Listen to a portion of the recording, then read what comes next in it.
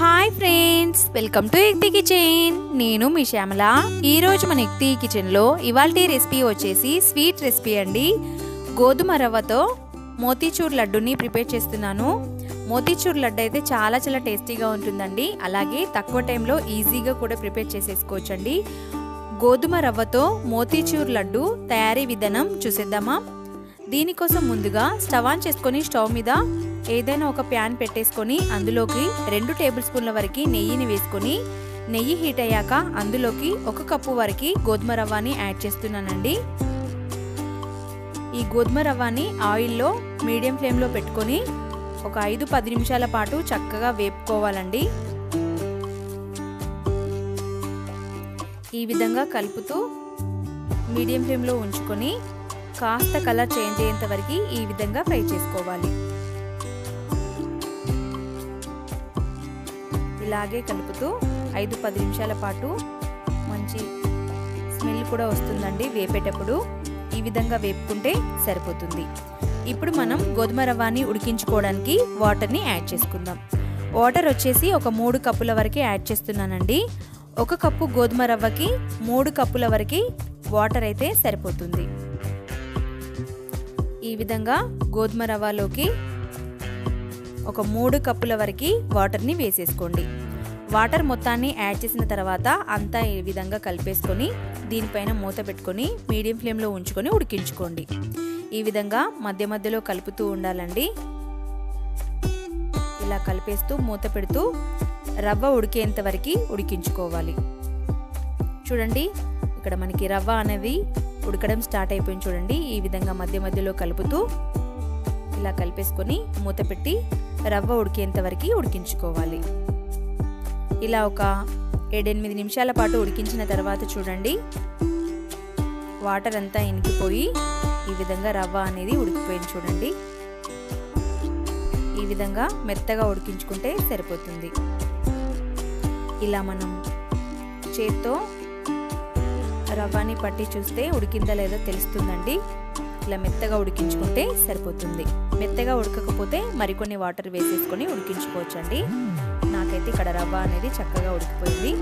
ఇప్పుడు మనం ఇందులోకి స్వీట్నెస్ కోసం షుగర్ని యాడ్ చేస్తున్నాను. షుగర్ వచ్చేసి ఒక 1 కప్పు వేస్తున్నాను. మీరు కావాలనుకుంటే మరొక పావు వంతు కూడా వేసేసుకోవచ్చు. బట్ ఈ కప్పుతోనే టేస్ట్ అయితే సరిపోతుందండి. మీరు ఎక్కువ స్వీట్ తినే వాళ్ళైతే మరొక పావు కప్పు వరకు వేసేసుకోవచ్చు.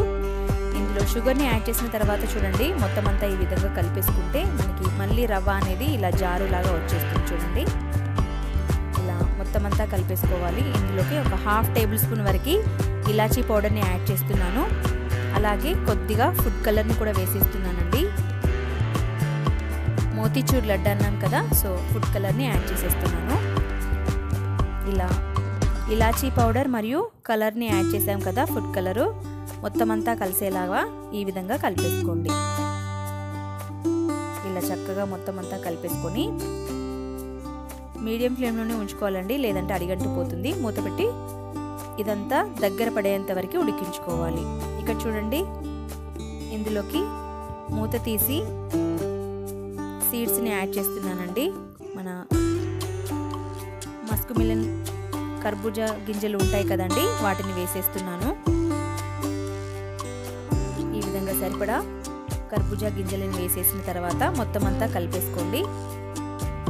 ఇది కాస్త జారుగా ఉందండి, సో కాస్త ఉండకట్టేంత వరకు దగ్గర పడేంత వరకు మరొకసారి మూత పెట్టి మరొక 3 నిమిషాల పాటు ఉడికించుకుందాం.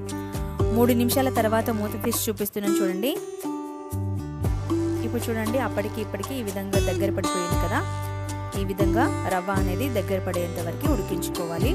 ఇలా ఉంటే సరిపోతుంది. చూడండి, ఇప్పుడు మనం దీన్ని ఒకసారి మొత్తం అంతా కలిపేసుకొని స్టవ్ ఆఫ్ చేసేసి దీనిపైన మూత పెట్టి కాస్త చల్లార్చుకుందామండి. లేదంటే మనం లడ్డూలాగా చేసేసుకునేటప్పుడు మన చేతు అనేది కాలిపోతుంది కదా, సో వేడివేడిగా ఉంటుంది. సో కాస్త గోరువెచ్చగా ఉండేంత వరకు చల్లార్చుకోవాలి. మూత పెట్టి చల్లారనివ్వండి. కాస్త చల్లారాక పక్కకు దింపేసానండి. చూడండి, ఇప్పుడు మనం గోధుమ రవ్వతో మోతీచూర్ లడ్డు ప్రిపేర్ చేసుకుందాం. చక్కగా మన రవ్వ అనేది ఈ విధంగా రెడీ అయిపోయింది కదా. స్పూన్ ఇందులో నుంచి తీసేస్తున్నానండి. ఇప్పుడు చేతికి కొద్దిగా నెయ్యిని అప్లై చేసేసుకోండి. అప్పుడు మనకి రవ్వ అనేది చేతికి అంటకుండా ఉంటుంది. ఈ విధంగా చేతికి నెయ్యిని అప్లై చేసేసుకున్న తర్వాత మీరు ఏ సైజులో కావాలో ఆ సైజులో రవ్వని తీసేసుకొని ఈ విధంగా లడ్డూలాగా చుట్టుకోవడమే. నేను ఇక్కడ కాస్త మీడియం సైజులో చుట్టేస్తున్నానండి. మరీ పెద్దగా కాకుండా మరీ చిన్నగా కాకుండా మీడియం సైజులో లడ్డూలని ప్రిపేర్ చేసేస్తున్నాను. చూడండి, చాలా ఈజీగా ప్రిపేర్ చేసేసుకోవచ్చు. అచ్చం మోతీచూర్ లడ్డు లాగానే టేస్ట్ కూడా చాలా చాలా బాగుంటుందండి. చూడండి, ఇలా లడ్డూని ప్రిపేర్ చేసేసుకొని వేరొక ప్లేట్లోకి వేసేసుకోండి. నేను మరొకసారి చేతికి నెయ్యిని అప్లై చేసేసుకొని మరొక లడ్డు చేసి చూపిస్తున్నాను. చూడండి, ఈ విధంగా ఈజీగా ప్రిపేర్ చేసేసుకోవచ్చు. ఇలా ఏ సైజులో కావాలో ఆ సైజులో రవ్వని తీసేసుకొని ఇలా లడ్డూలాగా చుట్టేసుకోవడమే. నేను మొత్తం రవ్వతో లడ్డూలను చేసిన తర్వాత చూపిస్తున్నాను. చూడండి, నాకైతే ఇక్కడ 20 నుంచి 21 లడ్డూలు అయితే అయ్యాయండి. నేను తీసుకున్న ఒక కప్పుకి ఒక 21 లడ్డూలు అయితే అయ్యాయండి. ఈ విధంగా వేరొక బౌల్లోకి వేసేసుకొని సర్వ్ చేసేసుకోండి. చూడండి, చాలా చాలా సాఫ్ట్గా చాలా చాలా టేస్టీగా ఉన్నాయండి. అచ్చం మోతీచూర్ లడ్డు లాగానే ఉంటాయి. అస్సలు గుర్తుపడ్డారు ఎవరు కూడా. టేస్ట్ కూడా చాలా చాలా బాగుంటుంది. చాలా సింపుల్గా కూడా ప్రిపేర్ చేసేసుకోవచ్చు. చూసారు కదండి ఈ స్వీట్ రెసిపీ, ఈ సూపర్ టేస్టీ రెసిపీని ఎలా తయారు చేసుకోవాలో ఇవాల్టి వీడియోలో చూసేశారు కదా. ఈ వీడియో కనుక మీకు నచ్చినట్లయితే ప్లీజ్ లైక్ చేసి మీ ఫ్రెండ్స్కి షేర్ చేయండి. అలాగే మరిన్ని వీడియోల కోసం మన ఛానల్ని సబ్స్క్రైబ్ చేసేసుకోండి. Thank you for watching.